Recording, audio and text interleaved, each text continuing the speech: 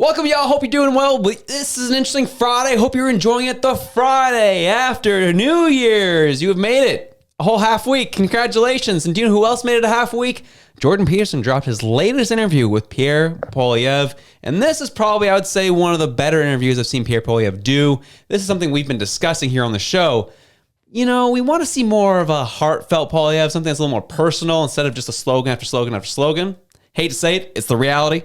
And this was that interview. And here to discuss this with us is Reg, and we're psyched to have him with us. Yeah, well, I love being on a Feel Good Friday, honestly, because after seeing this, I was like, this feels good. I was last night after hockey about 2 a.m. I was watching this. Nice. And I watched this from like 2 till 4 and then slept in, but and then watched it again because honestly, there was a lot with this interview that I thought, I was like, okay, here's a leader. Here's somebody who's authentic. Here's somebody who's actually speaking to people. And I think Jordan Peterson did an excellent job kind of orchestrating that interview. And I know that we have a number of key points that we want to go through. I have like pages upon pages of notes that I took from the multiple times I watched it. But yeah, really excited. This is a Feel Good Friday because after watching this, I actually felt really hopeful. I don't know about you, but that's what I was feeling. Yeah, that's the one thing with Poilievre, and we felt that when we went to his rally here in Halifax last year, where he does a good job of kind of crafting his messaging and making it relatively clear what he wants to do and what he's planning to do, without giving like the details of the details. And that was kind of what I felt happened with this interview as well. And as you said, I felt like Jordan Peterson did a good job crafting his questions, getting to kind of the heart of the matter, some of the things that even questions that we've been having on the podcast about Poilievre's trying to do and what he wants to accomplish, and that's right there what I wanted to see. Like one of the first questions I really liked was, all right, how do you attack being in opposition? How does that actually work? Because clearly a lot of Canadians don't know how to work, especially the left definitely doesn't know how to work. There's like, you've had 6 non-conference votes vote against you. You should step down as leader. It's like, shut up. But it's just like, okay, what's that day look like? Then hearing like, I go through all the news of the day. We have a briefing with my team. Then we look through, then we have 25 questions we can ask in question period. Then we start delineating subject matter of what we're going to question. Then we start delegating the committees of what they're going to cover. And just like, whoa. Yeah. There's a system behind this. Yeah. And I it's funny we're of the same mind because I totally appreciated that because exactly what you said. I hear time and time again from like liberal friends of mine who are like, well, Pierre Poilievre, he hasn't introduced any new legislation and he hasn't got any bills passed. And, what has he done? He's really doing nothing but yelling at the other side. I'm like, that's his job. Like, that's his role. Like, it would be wonderful if the opposition and the governing party could come together and create and craft bills that are helpful for all Canadians, but that's not happening. And so when he starts out, he's like, here's a day in the life in the 2 parts, I tour and I also work in Parliament. Because it's the other thing you're hearing from the very loud left is, he's spending all this money on traveling all around the country. And what does he have to show for it? And then when he lays out like what he does have to show for it, he's like, it's important for your leader to be on the ground to understand the everyday workings of Canadians. And it's important to be in those plants and those parts of Canada that don't have a light shone on them very much, because you get the big tech companies who have like all of the media, the ribbon cutting, and then the official that comes in to try and claim a piece of that fame. And nobody's looking at the little guy, and he's purposely going to the little guy and trying to champion them. And so I really appreciated that, honestly. And for him to start out in that way, I was like, oh, you're setting this up very well. Yeah. So hats off to the pair of them for that framing, because that's exactly what we needed to do with this. We need to dispel the myths first and then get to the meat. Yeah. And the one thing I really appreciate too, I kind of jumping a little bit ahead, but when Peterson brought up, Trump, the one thing that really helped Trump get into power is this team that he built around him. And that really helped encourage people. And then what's your team made up of? And why are they people that you want to bring into your caucus and your cabinet eventually? Why them? And he runs an Andrew Scheer, and that he's really, used to be Speaker of the House. So he understands how things are supposed to work within the House. And then you have Leslie Lewis, who is a pit bull. Honestly, she's fantastic. Mm-hmm. And admittedly, I'm happy to see that he's considering her, because she is a populist at heart. Yeah, which is fantastic. So you get that voice in there. Then he brings up Jamil Javani, which we've talked about time and time again. This newcomer who's now just making a huge name for himself, and I'm sure him being friends with VP down south of the border doesn't hurt his chances of being a part of cabinet. And then he kind of goes into like all their strengths. Melissa Lansman as well. And so those are kind of the handful he brought up in terms of name. The one name I was interested that he left off, and I don't know if it's just because he was just counting off the top of his head, but the fact he didn't bring up Michael Barrett was interesting to me. Yeah. I was like, he's been your boy. Like, why? You know, I'm curious if it just was it you're going off the dome, weren't expecting the question. I'm sure you got the questions beforehand, but like, why Barrett? Yeah. So I actually, that whole time, I was like, that was the weakest part of the interview, honestly. I was like, oh yeah, here's the point where he's going to say like, here's my Elon, here's my Vivek, you know, this is my team. And he, like you said, he touched it a bit, but I didn't feel like, oh, yay. Yeah, you know what I mean? And I think that, to be really honest, because he did say, you know, I'm talking to Daniel Smith, I'm talking to Scott Moe, and I'm telling them, be ready, have your people ready, send us your best so that we can put them into positions where they can enact good change. And I'm going to rely on them to help us craft the legislation that will do that. So I appreciated that piece of it. I think that it's kind of a blind spot for the Conservative Party right now that they need to quickly close is who are the thought leaders that you are engaging in this process? Because as much as we don't like Mark Carney, the left loves him. And the fact that they're parading him around as like, you know, the economic advisor and he's so great and has all these accolades and things behind him. The left love that. They've got to, you know, there's our superstar in our corner. I don't feel that the Conservatives have that. And I think that that's something that they need to get on. They need to find the examples of really good Canadian business leaders who've done good work in their community as well as good work in their businesses and hold them up as examples, because they talk a lot about a bright future in this and it's exciting. But I want to see that you're actually connecting with the business community and making sure that they feel integrated into this political process. So it's not just a bunch of bureaucrats, talking heads saying, we're going to do these things and we're going to get the people. I know through the 600 meetings that he's had, he must have those connections. And so I think that they need to get really clear on who they are and who they want to hold up as examples of Canada done well and who are going to help us get there, because they've already done it and they have a proven track record. Yeah, I think that is kind of interesting where, you know, when you're kind of talking about who's the left guy, you know, I think Poilievre's that guy. But when you're talking about, someone who's been in business, been in enterprise, worked in the private sector, who can also be a champion, who has to play that role to a degree if they have to walk that fine line of like, not someone who is, you know, a billionaire off the backs of taxpayers, who everyone's going to hate in terms of the people, but someone who's just like understands the people, been in private enterprise, and can speak to the conservative politics. I agree. There are those people out there. I've talked to them myself. There are business leaders right now who want to have impact in conservative politics at the moment. They are out there. It's just about, all right, who is going to be that person that can really help you understand and connect with the business community and also building those jobs here in Canada. Exactly. And you bring up such a good point of like choosing the person that the people will identify with and who appreciate, because it really is about who is integrated in the community, who is doing the good work in the community while at the same time being very successful in business, because it's both.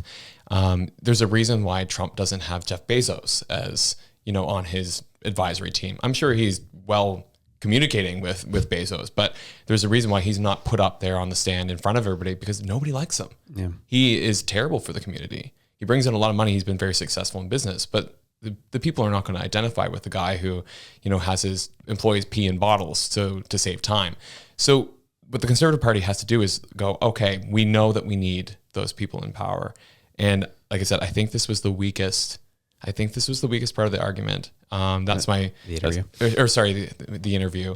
So I think that would be where I think that the conservative folks who are scanning all the media, who are scanning all of the independent media, which I thought was interesting that he highlighted. I was like, yeah, let's go. So pay attention if you're listening. That's where you need to focus.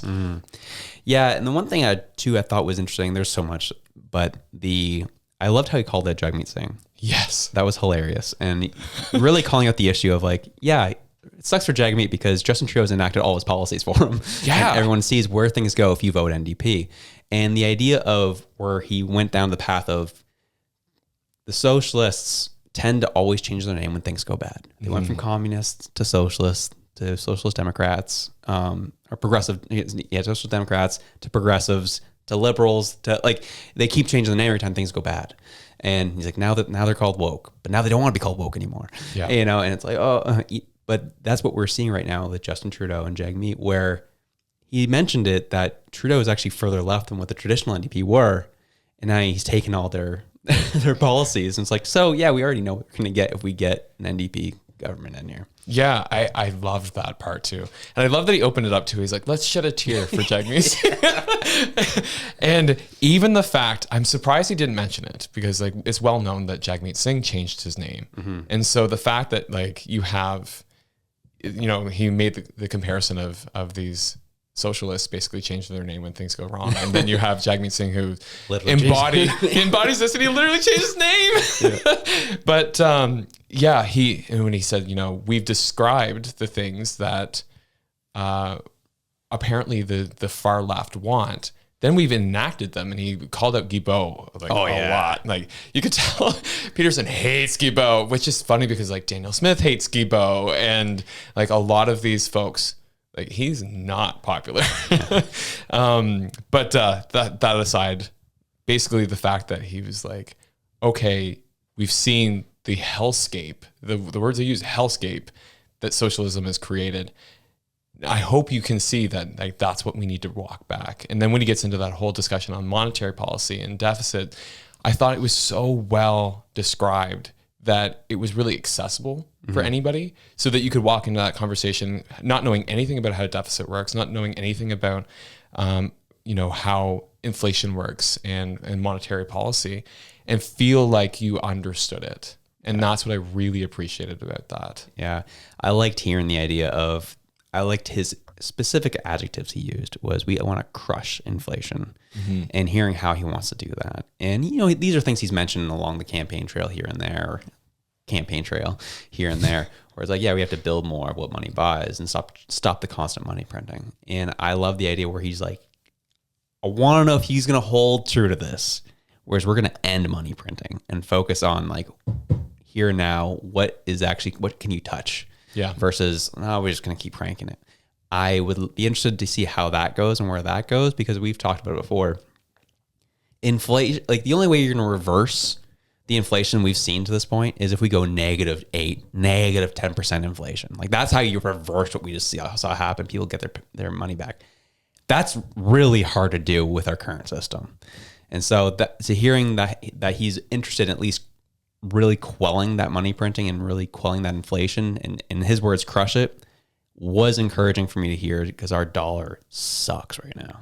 Yeah. And one of the things that he said about inflation specifically that I thought was really interesting was he said that nobody votes for like inflation. Yeah. He said this monetary policy that's Great happening. point. He's like, nobody votes for that. He's like, it's one of the major, most impactful pieces of government that nobody votes for. Yeah. And I was just like, oh my God, you're right. I found I had so many, oh wow, moments in that interview where I felt like I was learning, and you don't get that from other leader interviews. Yeah. And one of the other things that, you know, specifically you're saying about putting more money into the things that people buy. And when he talked about the fact that with a lot of these socialist systems, what happens is that the inflation runs wild, and then the people who have will buy art, they'll buy gold, they'll buy expensive wines, the things that will retain and gain value over time. And the poor don't have enough to get some of those things. So they just become poor. And then it's just massive transfer of wealth, and you get worse inequality. Because I feel like that's what the left is kind of trying to push the whole time. They're like, we need to take from this group and pass to this group, and you have a different skin color than me, so then you get this special thing, and then that person over here gets to have some kind of preferential treatment in some way. And you have so much inequality that just breeds further inequality on a systems level, because you've done it so much on an individual level and a group level. And so I love that he brought that into the conversation, because it's right. You're scattering the money in all these weird pots. And I can't wait till we actually do a bit more of a breakdown of the public accounts, which finally got published on their website. I was so mad because when they released the fall economic statement, they were supposed to also publish the public accounts. That hasn't been on there forever. Yeah. So finally it came on. So we're going to do a bit of a deep dive into that later on. Not in this show, but in future shows. And we have a whole team around us now in Elevate, which is fun. So we've got some good folks looking at that with us. It's not just Josh and I. But getting back to the interview, he lists out the different charges. He lists out the different causes of inflation. He lists out the fact that we have so many consultants. We've ballooned the bureaucracy, and yet we've hired more consultants and spent more on consultants than ever. So what the heck is happening here? To me, it spoke a lot about like needing almost a Doge for Canada. And this is the one other thing that I was thinking, like, Peterson, you touched it. Yeah. But why didn't you push on it? Like, where's the Canadian Doge equivalent? Mm-hmm. Yeah, and one thing too, where's a lot of concerns people, at least the populist side has with Poilievre, is they don't think he's for real. They think he's kind of fake. They think he's just going to be Trudeau light. And the one thing I wanted to dig into, and I'm going to follow up on, is him talking about, I've been consistent ever since I was in university. I wrote a paper about how I want to see Canada shape and form, and that it should be a place that's built on freedom of choice, free enterprise, this, that, the other. He's like, I've been writing about this since I was in university. I haven't changed on these ideas. And I've actually taken these ideas and I put it into my platform that I'm currently running on. Now, nothing has changed. I want to enact these policies. So I was like, okay, like that's kind of like, it's nice to hear. I'll be honest, if it's true. And that's what I'm going to be digging into later. It's like, okay, is it true? I want to look at this paper. I want to read what you think Canada should look like. And do you still hold on to these ideas? And what have you let go and what are you keeping? Yeah. And like, that's the challenge with it too, is that like, I think that it's probably going to be really hard to get a copy of that paper, considering that a lot of the university papers I've written, and I've done multiple degrees, nowhere to be found in the public forum. So I don't know if we'll get that, but hopefully we can. And if we do, we'll bring it to the viewers for sure. But yeah, I thought that was really something that I appreciated, was that it was kind of like, I'm the same yesterday as I am today, as I will be in the future, with the caveat that, okay, but there's room for growth and there's things that I'm going to rely on smart people around me to help fill in my blind spots. So I appreciated that kind of like duality of like, I'm still committed to the core values of it, but at the same time, there's things that I'm going to change. I think the next question I really liked that Peterson hit was globalism. How do you fight and fend off the temptation to give into the pressure of the global community of like, all right, let's surrender these borders. Let's just bring in the values of these globalist ideals and these globalist entities. How do you fend those off and make sure you keep a Canada first mentality? And I didn't totally like his first answer to that, where he's like, because I know better. I know. I was like, that's a pretty arrogant way to look at it. Yeah. But I liked when they got into like how someone, he used other conservative governments around the world as an example, where he's like, I already have my conservative base, so I'm not going to lose them. So I can try to win over the other side by going to these. I'll go to here. I'll take this as a bribe, quote unquote. I will do this for that person, and all before you know it, everyone hates you now. Yeah, because you couldn't do it well enough for everybody. He's like, we can't do that. We have to stick to our conservative values here in Canada. Well, it speaks to integrity is what it speaks to. And you're totally right. When he first answered that, I was like, and what I really liked about Peterson is he pushed on that. He said, yeah, that's great. So did everybody else. They all thought that too. But then we look at what we got. And then exactly what you said, he said, well, when you're trying to play to everyone, you're playing to no one. Mm-hmm. And so basically you need to stick to the values that got you your base and push that forward, because we saw how playing to everyone works out. It really works for no one. And so when he talks about, the Conservative Party being the party of the middle class, that's where I really kind of see him shining, because he's saying, we're not going to put all of our money into poverty, although poverty alleviation is important.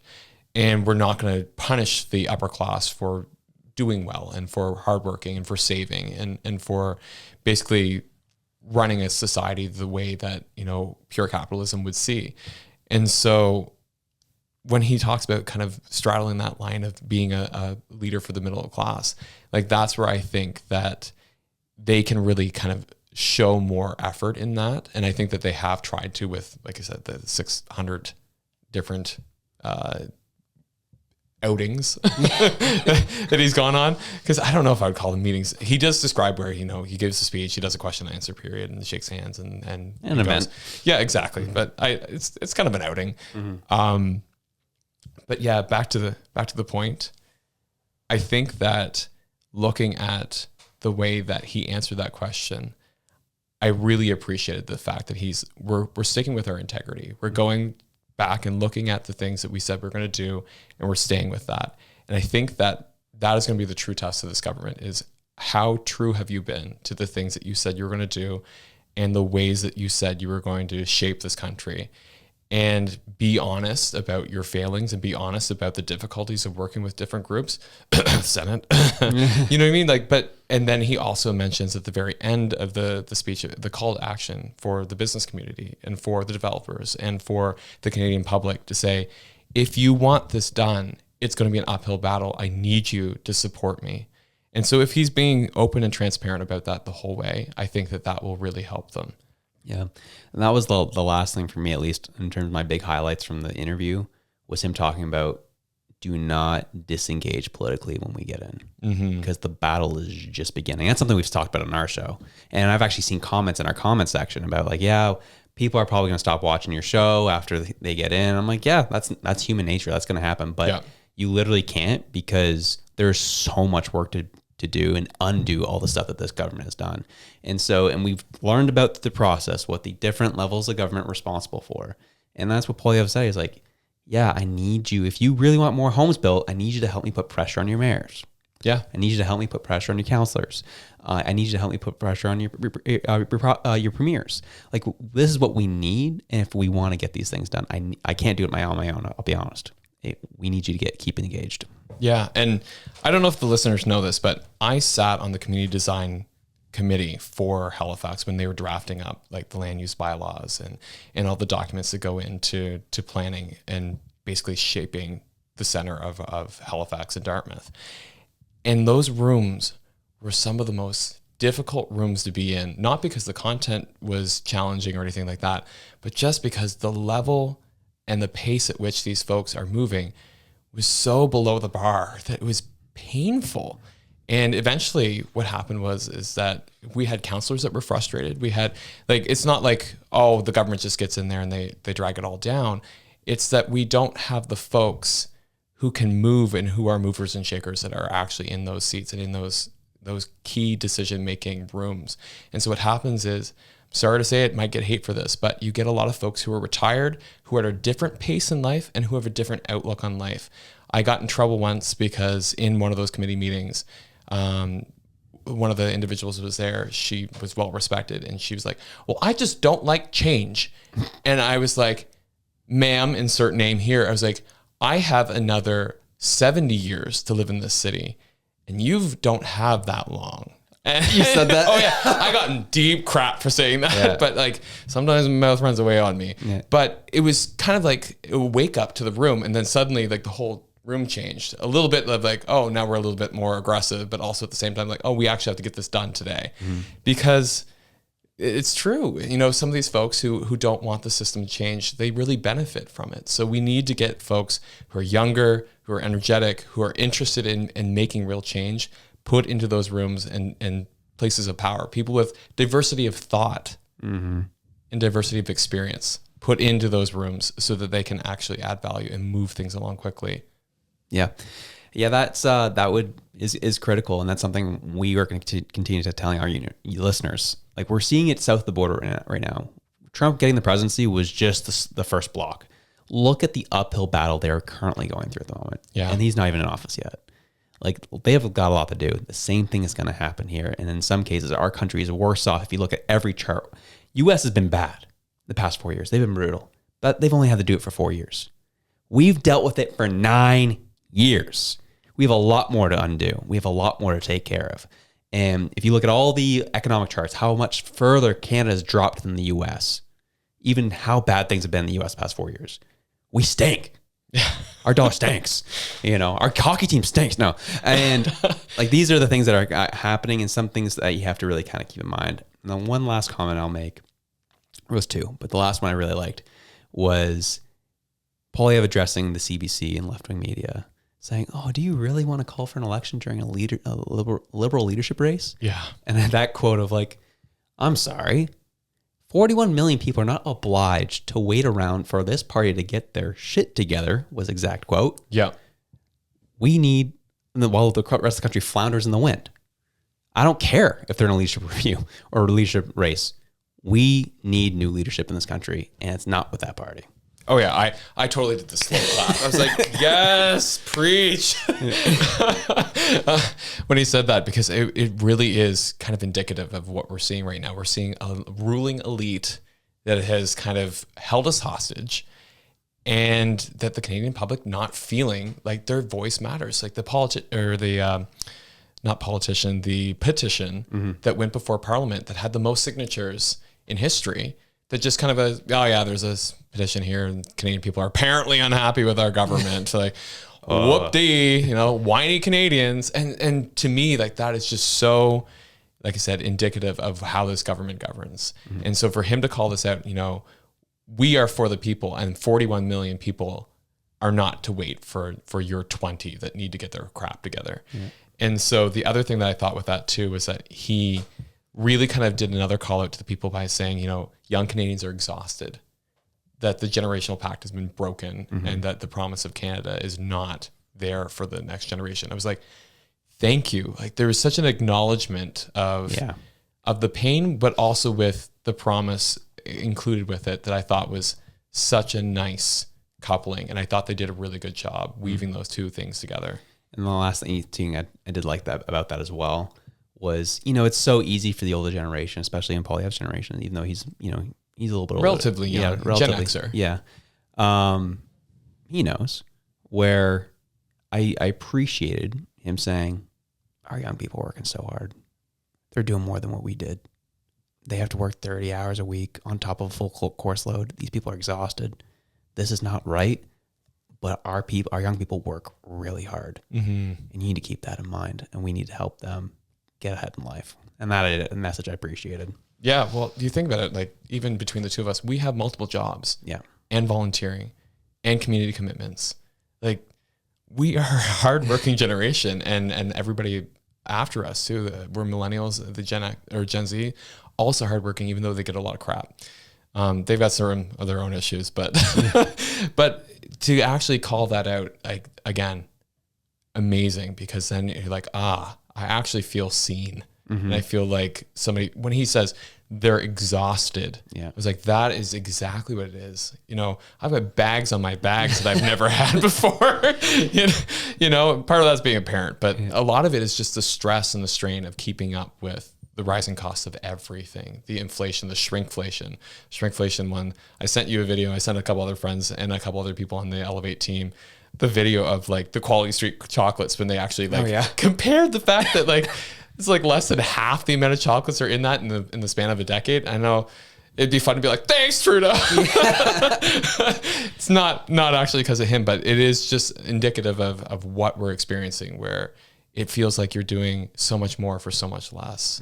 And I think that's the part that I want to leave off in my comments, was just the fact that he said, we look to our neighbors to the south, we look at the States, and we look at, the value of a Canadian hour of work, and we look at the value of a Canadian dollar, and we look at productivity and all these measures. But like when it comes down to brass tacks, it's, are you working harder for less? And in Canada, that's a yes. And we need to turn that around. Absolutely. So that when we look at the States, it's not so enticing that we're all going, crap, should we just move there? Or you get 13% of the population going, we need to be a 51st state, which just drives me. For sure. And I understand. And those were all great points, and I did appreciate. We covered the vast majority of them. And the last thing I'll say is, I know people got upset with me a couple episodes ago, saying that people don't love Poilievre. They just, he's just another option. And I still stand by that to a degree. Yeah. Yes, I'm not gonna lie. People do like him. The reason why he's performing better than Scheer or O'Toole is because he does have a lot more palatable messaging.